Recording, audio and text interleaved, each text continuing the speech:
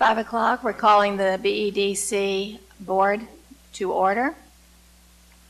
At this time, do I have a motion for the Bastrop EDC Board of Directors to meet in executive session pursuant to the Texas Government Code Chapter 551 to discuss 921 Main Street project?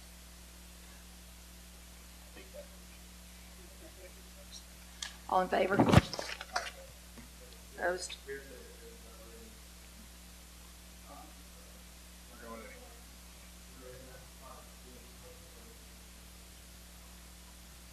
We'll take a look.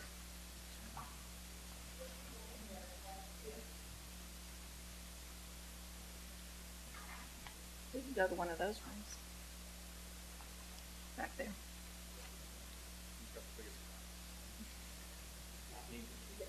I didn't bring the Miata though.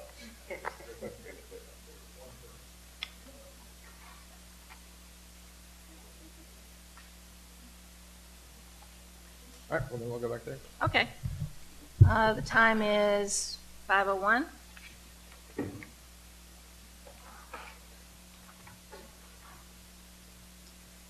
The time is 5:22, and we're reconvening into our board session. I see, Mr. Smarzak, you're going to want to speak on agenda item 3.4, so we will be moving that to the top. Are there any public comments first? Okay, at this time, we're going to consider 3.4, consideration, discussion, and possible action on Resolution R 2018-0010, approving an expenditure for remediation of the lot of 921 Main Street, Bastrop, Texas, in an amount not to exceed $10,000. And I'll turn it over to you, Mike. Thank you. So as the agenda item states, due to the heavy rains, well, first let me back up. We have no deal at this time for 921 Main.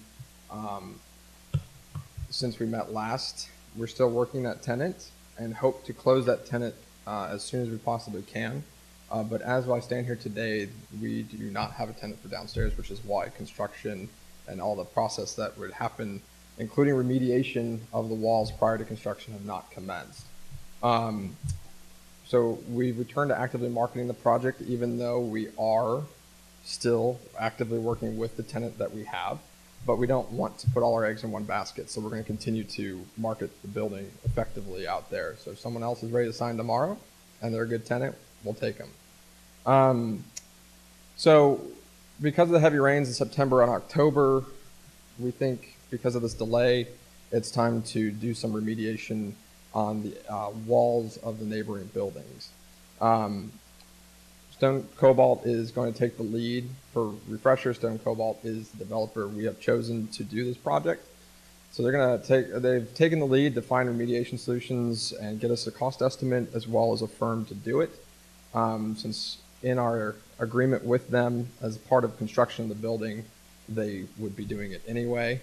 They're going to use the same people that will do it when they build the building, so it all will work in concert at the end. But we will, at this point, pay for the remediation because they don't own the land yet. We still own the property. So Stone Cobalt shouldn't be doing any work on our property without our authorization, nor have we executed the performance agreement, so we haven't paid them to do that work yet. So we will pay for their initial remediation to get ready for construction of the building. And that will stop any further damage to the walls neighboring 921 on both sides. And then once the building is constructed, obviously, that will cap the walls and they will no longer be exposed to the elements. So it's something we're going to do anyway in the normal course of construction. This is just, we're moving it up because the neighbors need it. It's time to do something about the walls. So what will happen is once we find out how much it is, we will come back in January to adjust the performance agreement to adjust the amount that we gave to Stone Cobalt for the construction, the remediation as part of their incentive to build 921, and we will back out that cost so that we're not paying that cost twice to Stone Cobalt. But again, we'll take care of that at the January meeting. That revision to the performance agreement will also include a revised timeline or other triggers that will help keep Stone Cobalt our developer, but not keep having to run out of clock until we get a tenant. So the goal is for this is to start remediation now as part of the process to build our end goal. And we will do that as soon as we get approval here and get a firm in line to do that. Any questions? So, Mike, when you talked about the January meeting, I just want to make sure that the work's going to take place as soon as possible. My understanding is if we approve this resolution, that's authorizing the funds so the work can take place, and then what we'll do in January is be subtracting however much the work is from the remediation allowance that we had in the contract. Am I understanding that correctly? Yes, ma'am. As soon as I have authority from the board of directors to do this, as soon as we can start, we will. Okay. The January meeting is just to true up the performance agreement. Mike? My memory was that when we talked about this I think earlier in last year, the estimate was $40,000 for remediation, but that was a full remediation. Correct. That was assuming that there wasn't going to be a building at 921. Yes, so that's before me, but my understanding from seeing that is the $40,000 is for site remediation as it sits today, and as it would continue to sit today in perpetuity. Building the building is another alternative to that $40,000. Now, you still got to seal it and fix the damage that's occurred before we build the building, but to put in everything that would be a part of that $40,000, some of it would have to be actually torn out again in order to build a building, which just isn't needed if our end goal is to build a building. If we abandon the building idea, then yes, that $40,000 plan would be the proper course of action. Can you give us an example of what some of those things are that would be torn out again? In there it mentions gutters and curbs actually on the slab in order to draw water away from the buildings towards Main Street so it can go in storm drains. If you're going to put a building on that and use that slab, you're going to have to pull out those curbs and such in order to get a flat floor for something. So it would be more than we need to do at this time. So we're going to take the first step that we need to take towards building construction because it's something we're going to have to do anyway. We might as well get it done now to prevent further damage.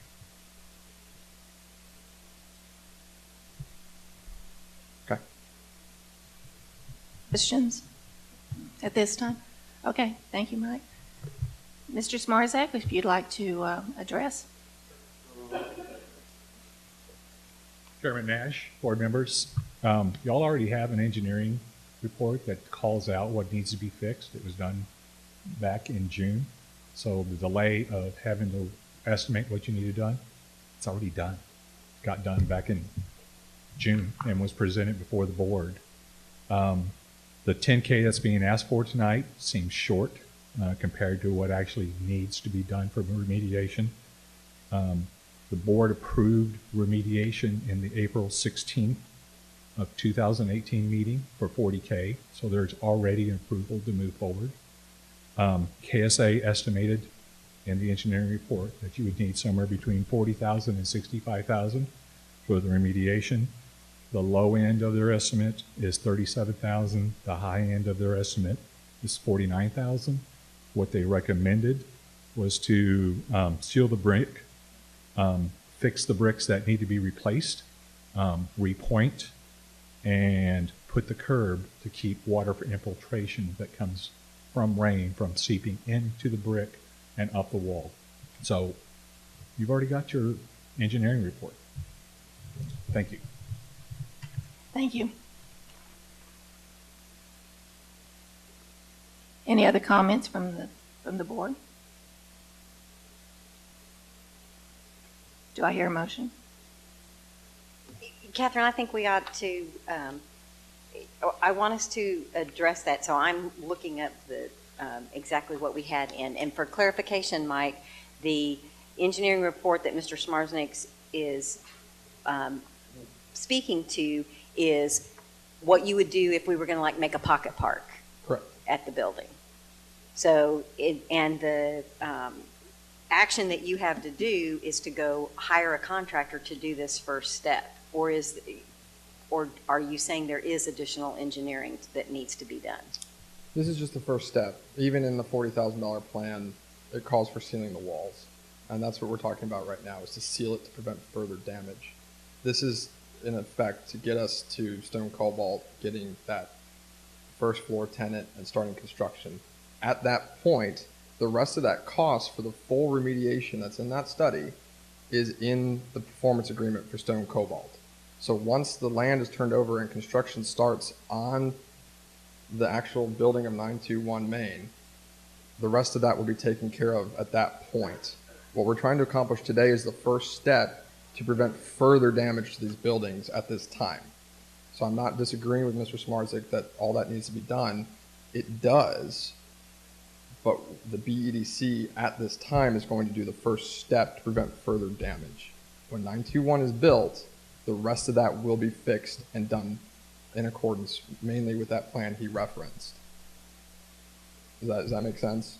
Yes, and it sounds like you've had conversations with KSA confirming that that's the right first step. Yes. Because they're the engineering firm We that want to did stop the- any more leakage of water into the buildings. Is there more to be done?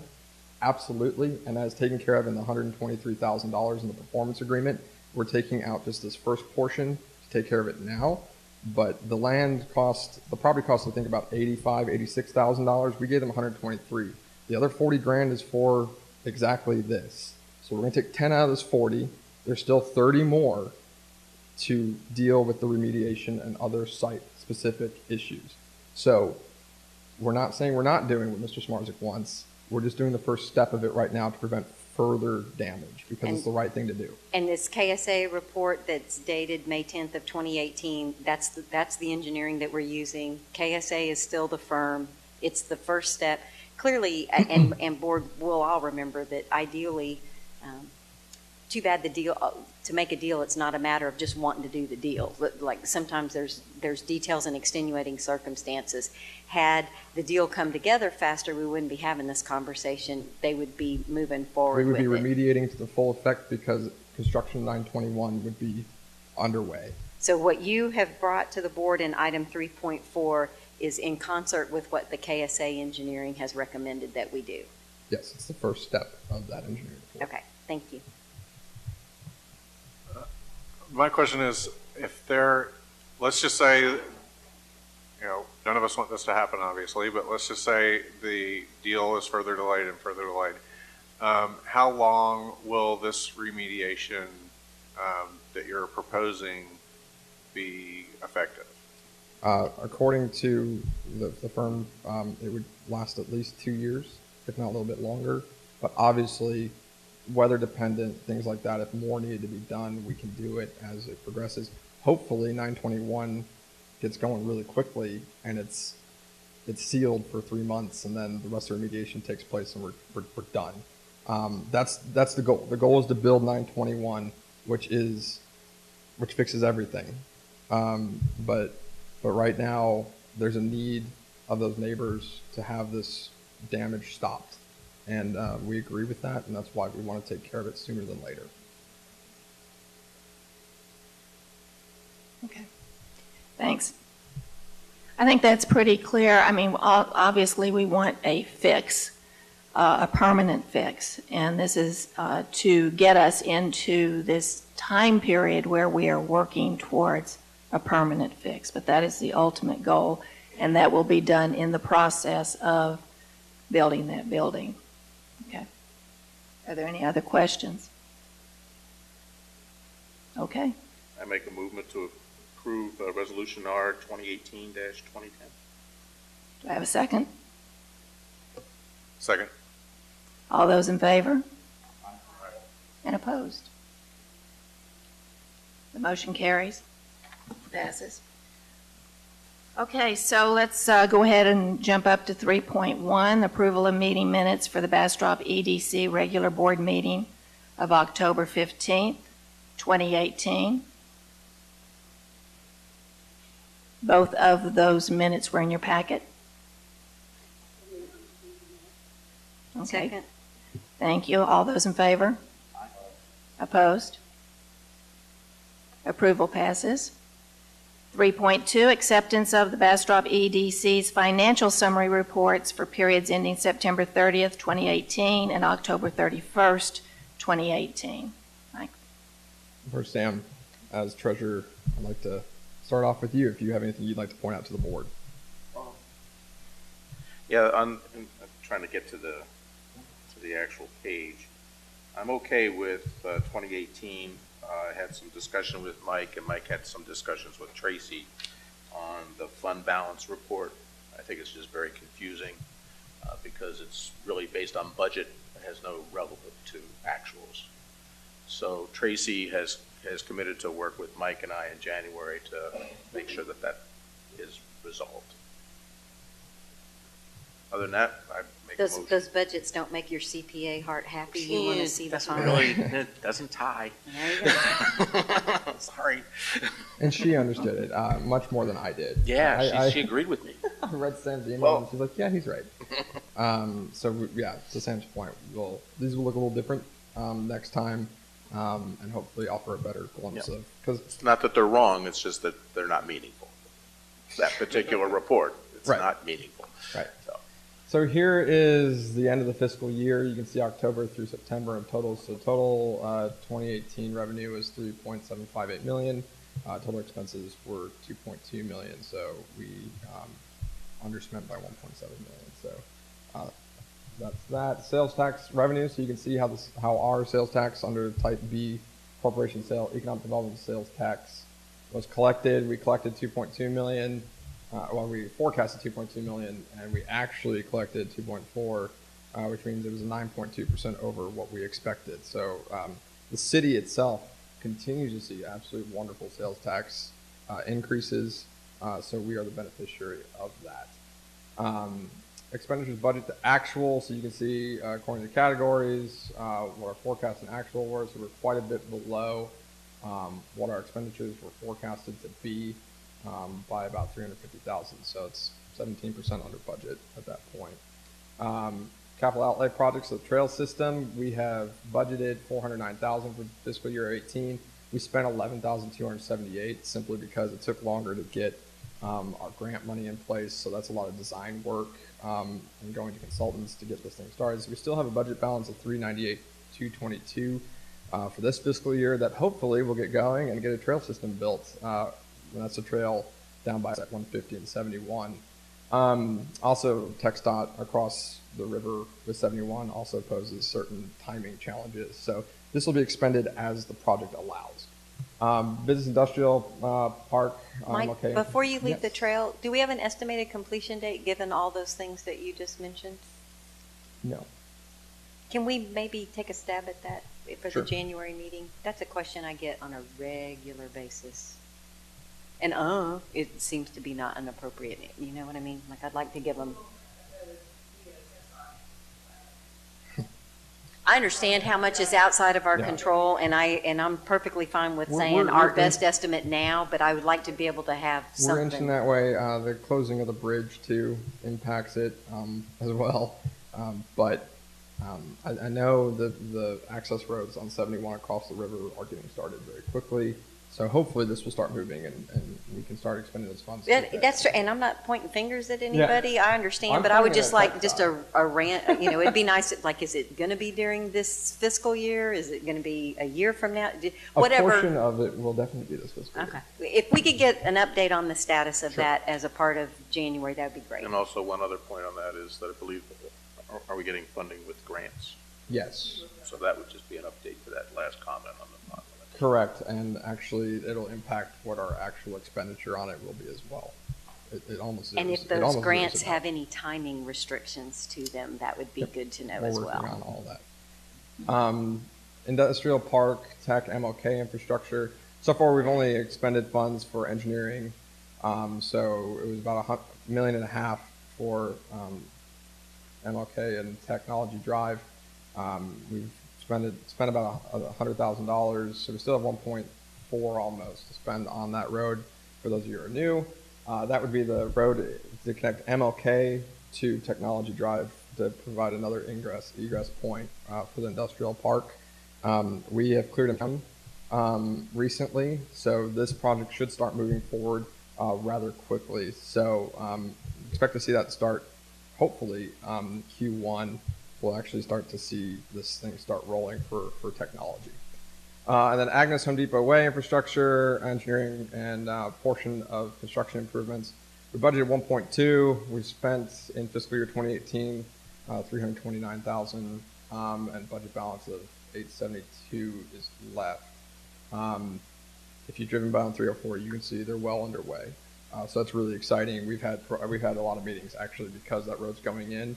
That $1.2 million investment is going to yield a much, much greater return in that area. So it's really exciting to see.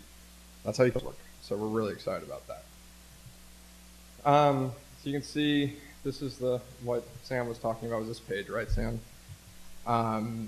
So the operating fund balance is 3.9, revenue is 3.7, so total 17, resources were 7.6. So you add the budget on there and allegedly zero it all out. You get a gross fund balance of 2.5 million at the end of fiscal year 2018.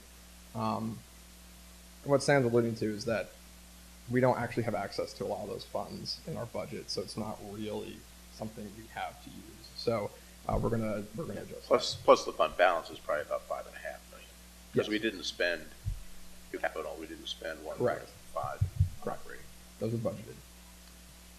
And then there's our debt obligation, which I have a question about, Tracy, on that one too. So here we are. Look, we're only 1 month into, well, technically 2, but ending at the end of October. Our revenue so far has been 188,000, expenses 107, about 81 in variance. So we're under budget so far this year. Sales tax revenue, you can see the forecast actual. So we came in 4.5% above already what the budget forecast was. So again, we're seeing this growth in sales tax. You'll see maybe a down month here or there, but we're going to continue to see this grow. So I'm very confident that forecast is conservative, and we should be fine. Did the forecast, what did it call? Do you remember? I don't. I can look back though. It looks to be probably about 2%, 3% is probably what they put into it. Not a whole lot, maybe 10%. I mean, 10% is high, so I would have done about 2 or 3, but I can't do the math that quickly in my head right now. Do you remember, Mayor? I think having worked with Tracy, and sales tax is a tricky thing, and it reports 2 months late, and a blip in the economy, and you'll see the note that it's 75% of the total revenue for this organization. And so I know that they always take a very conservative approach to it, and I thought it was 2.5, but I don't. But that's sounds just about pulling a right. number It's from my mind. $6,000 this October over last, which So it's 2.445 is our budget. yes, no, that's our revenue, our projected revenue. Yeah. Right. So what did we get last year? It's right there. 2.4. 2.4. So it's basically flat. Yes. Yep. Our budget was 2.2.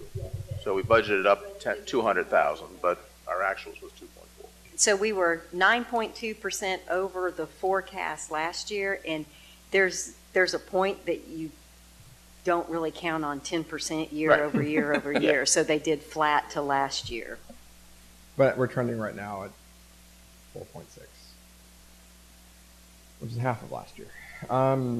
Operating expenses for 2019 forecast so far year to date is 120.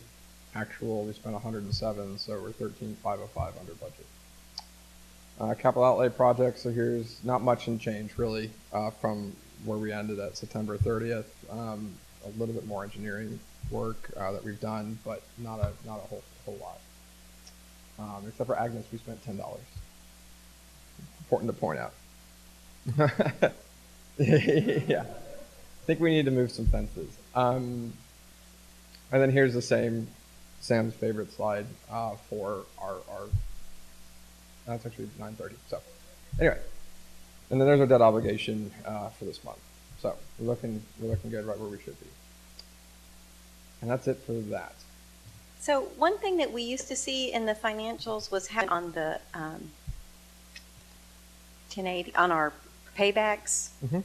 And is that in here and I didn't see So it? I did that at the last meeting, but And did we say we were doing it quarterly? we'll do it quarterly because Okay. it's just not a huge, it doesn't move the needle much on a monthly basis. And that's fine, yeah. but I couldn't, so are we going to see it at the beginning of the quarter or end of the quarter? We'll see it in January or we'll see it in? Which would you prefer? I don't care. It's the end of the quarter and we didn't see it this time. Well, is it October, November? Yeah. So end of, We I can, don't we can care. report it quarterly. We'll report it in January. Okay. I just think we'd like to, and I agree that it doesn't change that much monthly, but it's just another one of those numbers that it's Sure. nice to see around the debt obligation, to see where we are on this. Okay.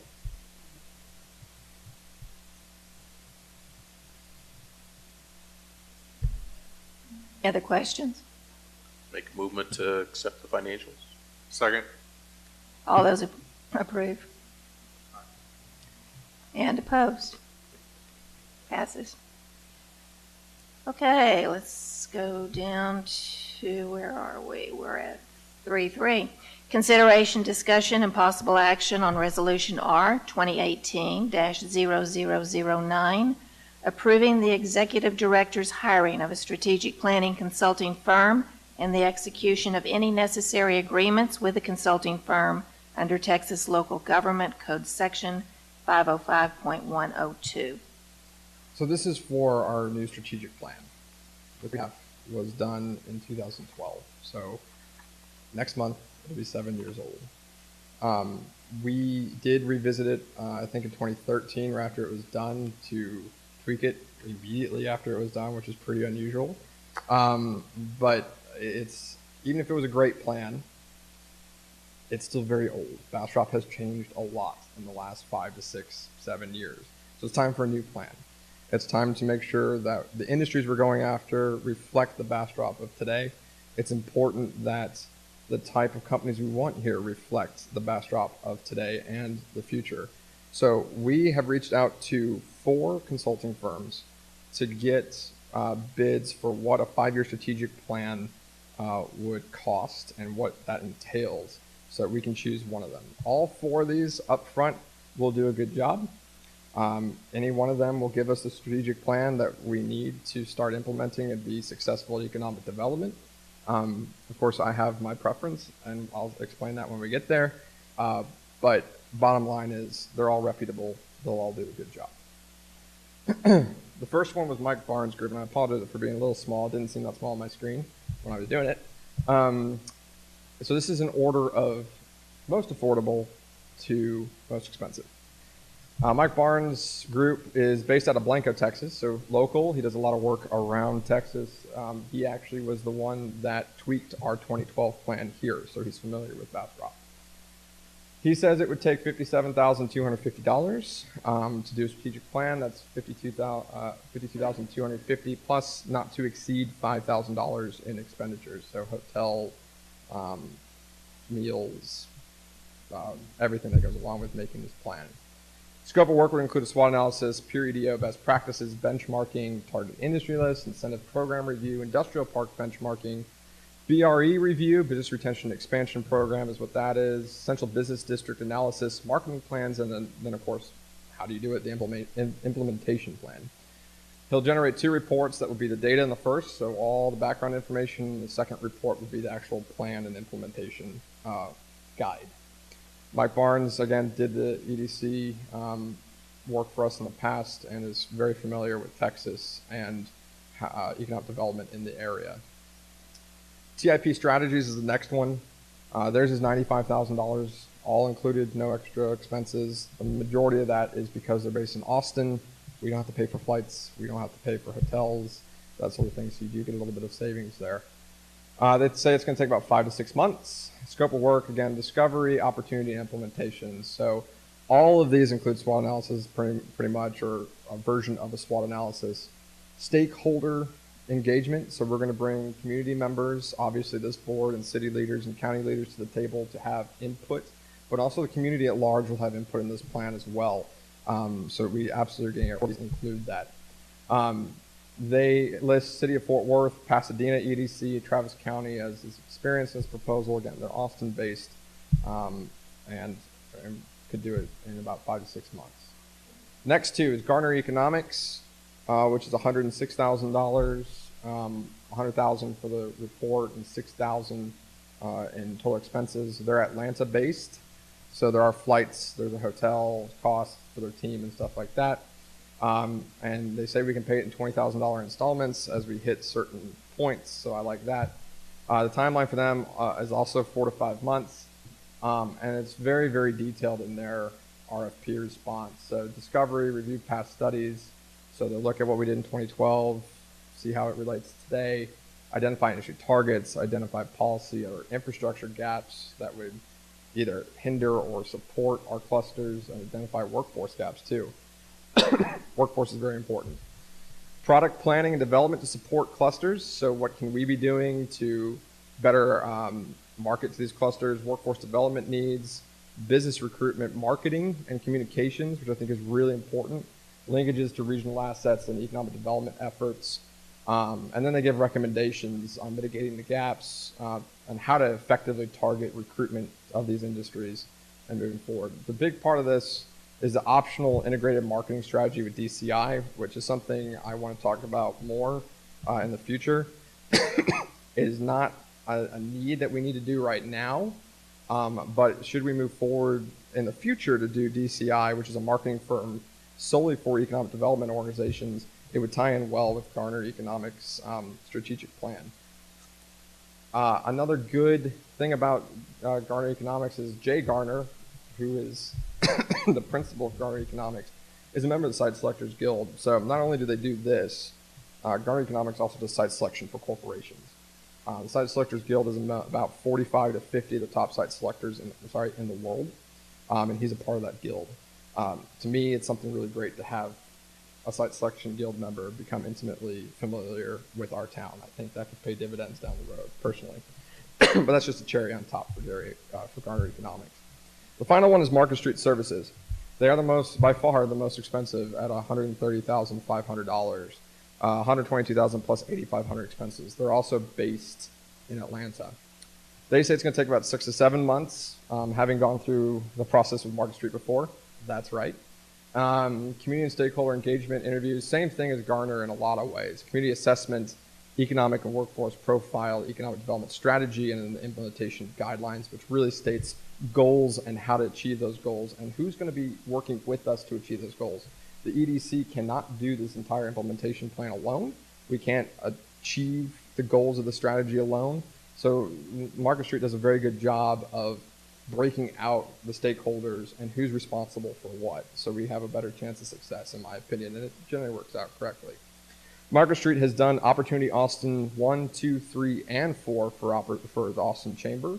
So they've had extensive experience in the Austin region for 15 years. So it's really impressive, their deep knowledge. They also did the Greater San Marcos Partnerships to the south here for Caldwell County and Hayes County. So their knowledge of the region and how we would fit into the strategies that are already adopted by our neighbors would be very, very comprehensive. And that's what gives Market Street its edge, is their knowledge of the region. Like I said, any of the 4 will give us a strategic plan. I'll take any questions you have about any of them. Where's Garner located? Atlanta I thought Market Street was Atlanta. as well. They're both in They're Atlanta. both in Atlanta. It was a trick. You're trying to trick me. Sebastian.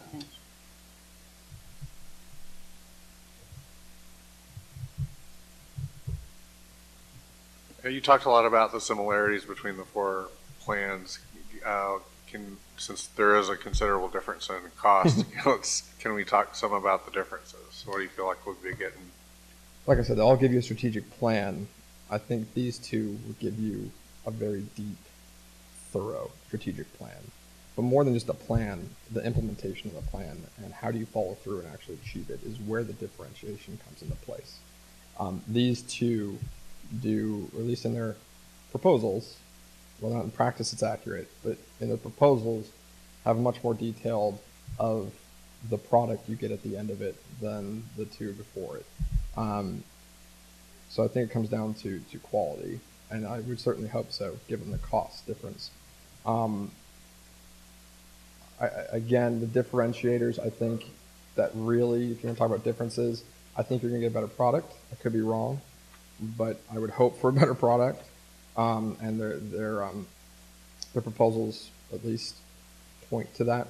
But also, with having the Site Selector Guild member as part of the team and leading the team, again, that could really pay dividends down the road for projects coming to Bastrop. And then Market Street's knowledge of the region is really unsurpassed.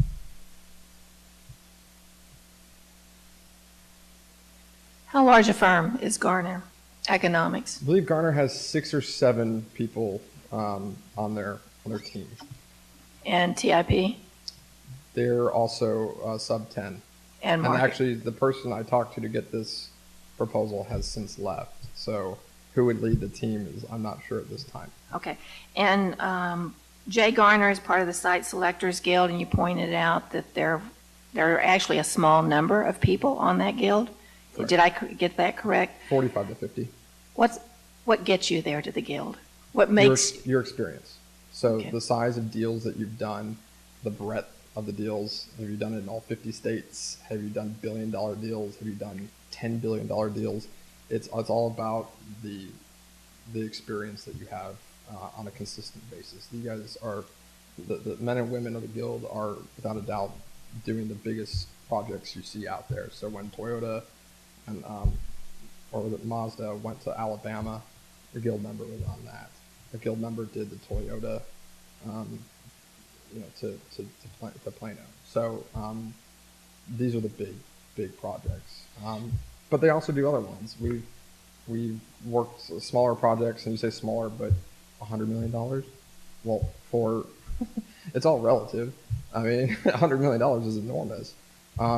So part of our marketing strategy in the future will be talking to the guild. I'm going to the guild annual meeting in March in Salt Lake City.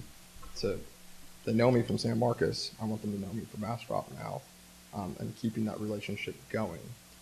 But there's 2 parts to marketing. Your outward marketing, we want to tell people about Bastrop. The other part is getting these guys to come here and experience it. This is a way to do it. At least get one of them here, and hopefully he'll tell his friends. So Mike, which one do you recommend? Before that, any other questions? I saw Jeff. Well, I do have a couple questions on the workforce profile. Mhm. Not sure I understand what that is, and whether it actually is beneficial. It's going to look at what's in Bastrop ISD and the surrounding ISDs, and do 2 things. One of the programs that they're teaching for workforce-ready kids to graduate high school and go into workforce. So what skills they're coming out with, because that will help determine what industries are best for us to recruit. And then 2, it'll benchmark us against other similar school districts around the country. So we can really see, are we doing a good job? Are our kids on par with other similar school districts? Or are there some things in the school district we need to help improve so that we are getting kids that are better suited to go to work immediately after high school? So it's benchmarking as well as suggesting things with ISD to get these kids ready to go to work if that's what they so choose. One of the things that we looked at before was we're trying to work with the ISD, We are.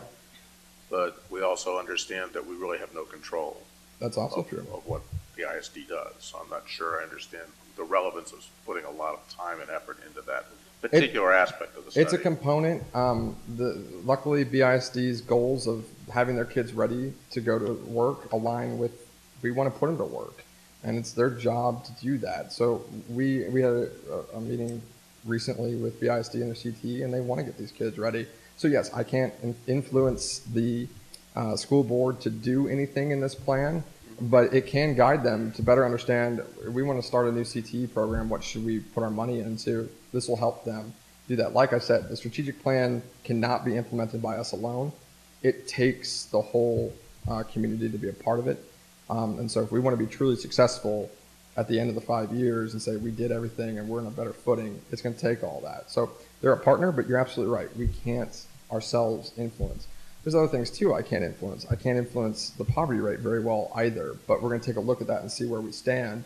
and then it's a metric to track. So there's going to be a lot of things in this plan that we can't directly influence, but improving it and aligning it properly means we'll be more successful in the long run. So it behooves all of us to look at it and do it. But to your point, we may not do all of it if we can't control it ourselves.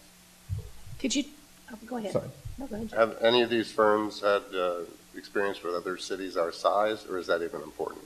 I don't think that's important. It comes down to data and how do you get the data? How do you interpret the data and what makes sense? None of their proposals included a city of less than 10,000, but if you were doing a proposal, you put the Austins and the larger cities on your, and Fort Worth of the world on there as your clients too, I would suspect. But it's all about data and how do you interpret that and understand how it affects not just us, but our region. So the skills are transferable. So could you talk a little bit about some of the conversations you had with them in regards to how they would approach this with a comprehensive plan? Because that would have to be an integral part. We're not just starting from right. doing a brief SWOT analysis and touching the light points. We really have a base to begin with, and how do we build from that base to build a strategic plan? That's right. This is not to supplant the comprehensive plan or start from scratch. This is to build on a comprehensive plan. Given what we have already from the city as a comprehensive plan and the roadmap for our future in that plan, how do we take that goal and use economic development to help achieve what's in the comprehensive plan? This complements the comprehensive plan, doesn't supplant it. So the comprehensive plan is going to be one of the first things any one of these guys read, because this plays so much into that. They have to know what it says beforehand. So that's just, all of them will do that. That's part of what they do. Every city should have a comprehensive plan. Certainly if you have an EDC that's going to go through this process, you probably do. And so this is to build and actually help achieve the comprehensive plan, as well as everything that's going on building Bastrop right now. That will also be included into this. And by the time we start this, building Bastrop will be at a really great place to know we will know what's in it for the most part. And we can also use that to better influence this plan and what we would go after, the types of developments we want, and all of that. So everything the city has done, this will build on top of that to help achieve those goals. Great. How does the strategic plan work with us understanding where we want to go with, like, the industrial park? Would that be part of this discussion, part of the report? It would be part of the discussion, and certainly they'll look at all of our assets to understand that we have an industrial park. Well, what can we do with that? And again, aligning the industries to our workforce and what we have in industrial park will help us fill it and sell it off and have a successful industrial park. So it does inform them from an asset standpoint, but I'm not so sure how much it will go into you need to do X, Y, Z to your industrial park. It may, and we can certainly put that into a discussion item when they're here to talk about that and get some input. That's something that the board wants or the community would like to see. But nothing is off the table when it comes to identifying assets and how to leverage them properly. And that's certainly an asset that not everywhere around us has. It differentiates us. So I have a question with respect to BISD, and I've got a thought process in my mind, and I just need to know if I'm completely off base or not, and I'm totally making stuff up. If someone looked at the industrial park or looked at Bastrop in general and said it would be great to have a manufacturing, we should be going after this type of manufacturing, and lowest level positions require, and I'm totally making stuff up, biomedical software. And so we talked with BISD and said, do we have anything going on? And maybe it's more of like, I don't know, a certain kind of welding that would be used in biomedical manufacturing. And if BISD said, that's awesome, we're getting ready to start that, that would be one thing. If they said, man, we wish we could provide that, don't have the equipment, don't have the room, don't have the space, it's never going to happen. if that's on the checklist of a site selector, then we should quit going after that market if we're not going to produce that. Is that what you're trying to kind of align things up? Correct. Just because it's not neat, just because it's not existing doesn't mean that there can't be something to leverage off of that. And also BISD needs to have some sort of input, and we're trying to align what we're getting students ready with what markets are out there to try to get all our ducks in a row. Is Right. that sort of where we are? So it's a meld of the two. First of all, BSD will be part of this process. The superintendent and any CTE people, whatever they deem necessary and appropriate.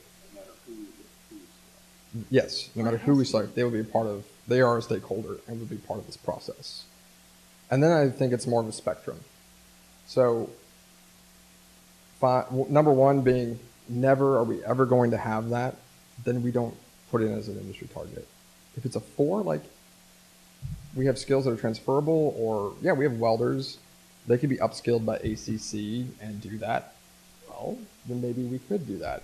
But the low-hanging fruit is very much what skills do they have now and what industries lock with those skills. Not to mention the 3 flagship universities around us and ACC. So some of them are definitely going to be never will we ever go towards that. And then others are going to be no-brainers because the high schools are doing the right types of skills and we should definitely go after it. And some of them are easily addressed and the school maybe wants to do. And as part of our 5-year plan is identify funding and programming and curriculum to get that program up and running because it makes sense. Because workforce development is a part of the scope Oh, it's of going to be a big EDC. part. So it could be, wow, we'd love to offer stainless steel welding, but we need somebody to purchase X a piece of equipment, or we need a spot for it or whatever. So we could end up being a part of that solution. Yep. So that we could say to a company, as an economic development corporation, we've made this investment, and in 2 years we'll have kids coming out of high school with that. Is that the sort of thing that Yes, we're ma'am. talking about? Yep. Okay. And again, to Sam's point, I don't want to derail the fact that we're really trying to pick eeny, meeny, miny, mo, one of these 4, and that conversation would take place as a part of the strategy, regardless of who we pick as a consultant. Yes. Okay. We would ensure that. Well, it's a key component Yeah. You really don't have a to strategy without economic workforce development. You can't walk around it. You have to walk Just through that- it. Just back to your point, can an EDC do that? Just- Yes, Okay, I wasn't sure we could. we even- can, but more Do importantly, something there's like also that. state Yeah, funds. we're all looking for the attorney to shake his head yes. Good, Yeah, thank you. there we There's go. also state funds that we can employ for machinery and equipment to train students for industry as well. Or grants and Yeah, things like and that. grants. We'd look at all of it in order to achieve that goal, but it has to be an achievable goal to your point. But the idea is to align all of those things so that BISD, the economic development, bonds, grants, whatever, that we're all rowing the boat in the same direction Yes, ma'am. is the goal. Yes, ma'am. To me, that's what we're all about. I mean, I can see us leapfrogging into making things happen instead of waiting for things to come to us. And I think that's critical. I think even if we have to start going to the school board meetings all the time, and however we need to do to partner, I think we should be helpful. Absolutely. And And this involved. is a good roadmap to say we need to do Absolutely. these things, and your I students took will a have tour job one opportunities. time It'd be great. of some of the projects that EDCs have done. Marshall had a small business development pod, so to speak, and they bought equipment for training for their schools. I mean, there's all kinds of opportunities for us to really do the basic stuff. I think that's necessary for us to go forward. And this is an opportunity to flesh out those needs and Yeah. identify projects. Is he ever going to tell us who? Well, I don't know. I thought Sam was going to throw Back it to my back out question. there. Let's make him. Let's make Sam throw it back out there. My preference is Garner, because they're very thorough. They're not the most expensive. Unfortunately, it costs what it costs. But at $100,000, it's right in the middle of it. And I think three reasons. One, it was an incredibly thorough response, and I'm happy to give it to anybody who wants to see it. It's professional. It's exactly, if you see it, what you'd want ours to look like on the back end. So that makes me feel really comfortable. Plus, I know Jay. I know what his reputation is. It's going to be a good report. Jay himself is the second reason. Getting a site guild member really familiar with our town, I think, won't in and of itself win us anything. I can't guarantee you that it will win us any projects, but what I can do is it does help. Those relationships, everything is really important with site selection. People of any guild or not, it's really important. And the third is the marketing. I've talked to many of you about DCI in the past. I've worked with them before. Again, they're a marketing and PR firm that works with economic development organizations to raise spotlight on your town, your city, and really start building buzz about you. It's not cheap, so it's something we have to work towards and talk about and decide whether or not we want to do that. If we do end up doing it, and I wouldn't say in 2019, I'd say fiscal year 2020 is when I would ask for that if we decide to go that route. It fits absolutely perfectly in with Garner's plan. The others, it would come up next to it, and certainly in my last job, we used it next to Market Street, and it worked. They'll work with our plan, don't get me wrong, but I just like that marketing in general, DCI or not, is a big part of this plan, and they're the only ones that really harped on marketing as an entire section and have such a strategic partnership with the best in the business. That makes me feel really confident about what we're going to get out of that section as well. So for those reasons, Garner Economics is my request. My question is, do we get Jay? Yes. And is that guaranteed in a part of the proposal? I will make it that, but yes.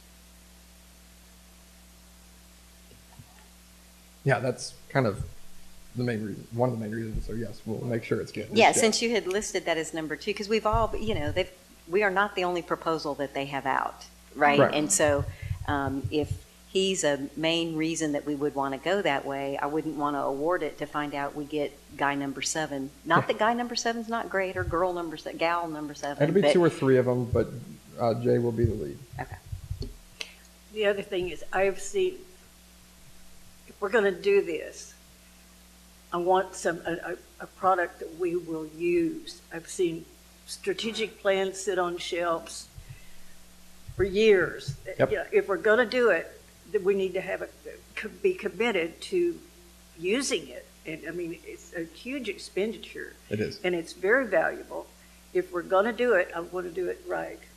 And I agree. I believe in economic development that if you can't count it, it didn't happen. We need goals, and this will help us have a great path towards, if we do these things, are we going to be the end-all, be-all of bees knees of economic development corporations? I don't know. But and things change. But will we be on a much better footing? Will we have some success? Will we be a better EDC and better city at the end of this 5 years if we follow it? Yes. Yeah. And so we will implement it. Great. Any And other you questions? said, Garner, you think they can do the data mining? Because it seems like you talked more about the data mining with Market Street. Yeah, they have all the same tools to do the data. With Market Street, it's just they've already done a lot of it with Opportunity Austin and Greater San Marcos partnership. Garner did do Round Rock, so they're not familiar with the Austin area. But I'm just saying they just finished Opportunity Austin 4.0 for the Austin Chamber, so it's really fresh. But they all have the same access to the same tools. Well, I was hoping Pat's for a little point- bit of a break because of that, and we didn't get it. But To Pat's point, I'm personally not really interested in coming to town and asking us our opinion, and that's the SWOT analysis, because it's not that our opinions aren't valid, but you've got to have the data behind. You got to have some meat on the bones, and if it's just gee, what do you guys think's the strengths and what do you think are the weaknesses? We need a facilitator. We can do that in a couple hours this with is more than ourselves. that. So, I agree. I had that conversation only a couple of hours ago with Mike. Exactly that, and actually I called it a facilitator who could do a fishbone analysis and forget the SWOT analysis. So, any more discussion? Do I have a motion? I move that we approve resolution R 2018-0009 between the BEDC and Garner Economics. All those approve? you need a second. Oops, excuse And me. would you take a friendly amendment that Jay's required to be the lead? Right. That Jay Garner, that it's not just Garner, but that Jay Garner is the lead on the project? I'd be happy with that. I second that. All those approve? Aye. Opposed? Motion carries. Do you want to just point out, you did budget quite a bit for this, and this is more than you budgeted, but a good portion of it is already, I think we budgeted 75. So So We'll you're going talk to kick about- in the rest? we'll talk about that yeah. So, Spend moving, that up, the sales tax before you, you know. I mean, Sam, you're very familiar with the finances and you feel like we can move that around within our budget and find those kind of dollars?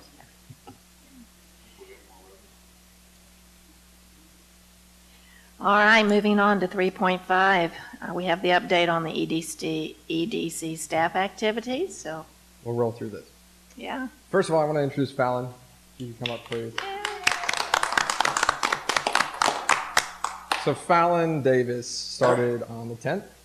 She is our new marketing and, what is your title? Marketing manager. So she will be handling everything we tell everybody.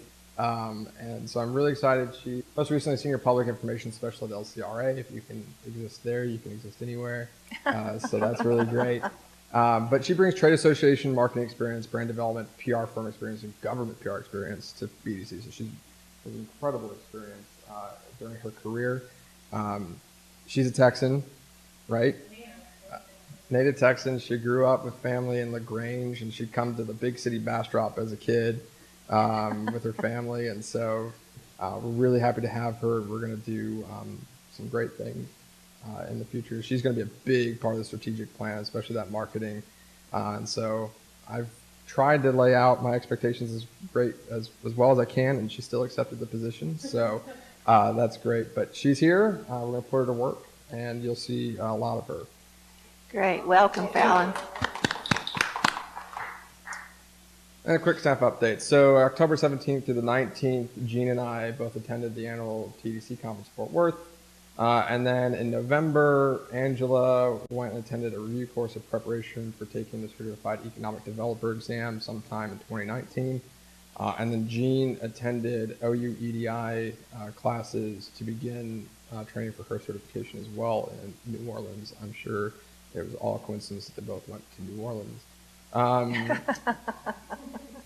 Other events attended, obviously went to Bastrop Chamber Luncheon, NAI Global Conference we attended.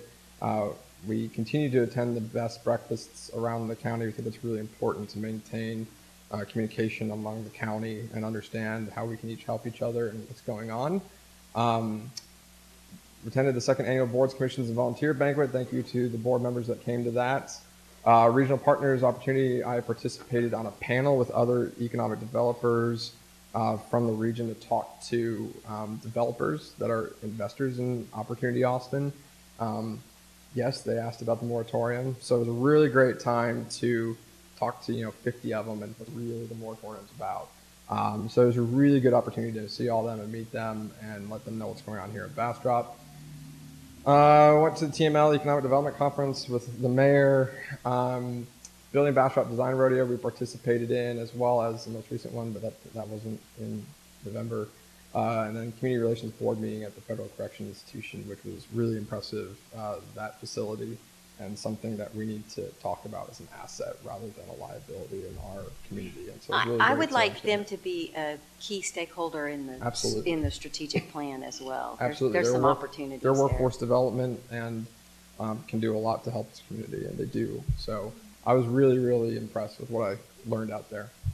Just real quick, business recruitment activity matrix. It's 2 months, October, November, which happens to match fiscal year to date, so those columns should be the same.